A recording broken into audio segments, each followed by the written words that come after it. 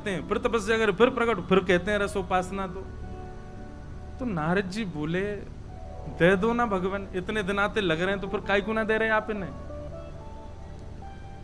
ठाकुर जी बोले दो कारण हैं, बहुत ध्यान से सुनना, दो कारण जिसके कारण ये रसोपासना में प्रवेश नहीं कर पा रहे, ये निकुंज उपासना में प्रवेश नहीं कर पा रहे। नारद जी बोले क्या? बोले पहला, इनको अपने तप का बड़ा अभिमान है। काय को बैठे पर्वत के सामने दिखाने के लिए, देखो हमने कितनी तपस्या करी। अपने तप का, अपने भजन का इनको अभिमान है।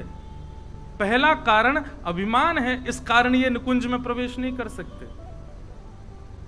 और दूसरा कारण, बोले दूसरा कारण ये गुरु विहीन है, इनके कोई गुरु नहीं है। गुरु नहीं है तभी तो भजन में अभिमान कर रहे हैं। गुरु होते तो आज्ञा देते, अभिमान विमुक्त करते।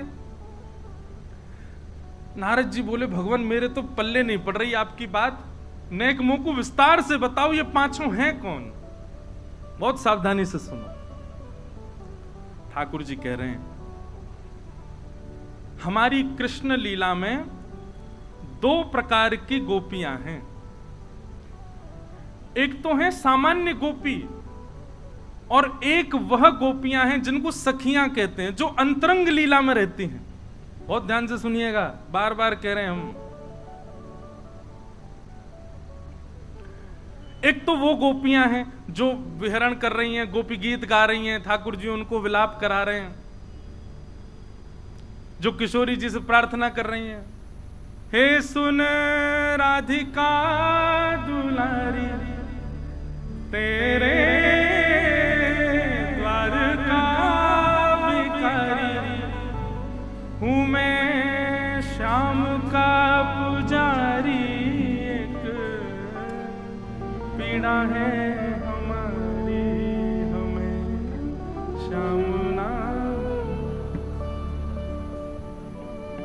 अब ये पीड़ा वाली गोपियां हैं, इनको ठाकुर जी मिलते हैं और फिर अंतर ध्यान हो जाते हैं।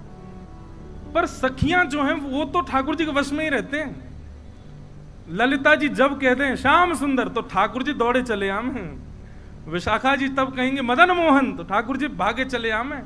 क्यों? क्योंकि ललिता विशाखा सहित श्री किशोरी जी रहती हैं।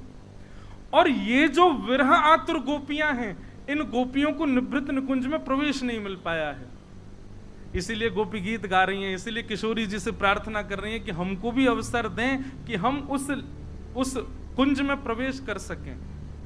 तब ठाकुर जी कहते हैं नारद जी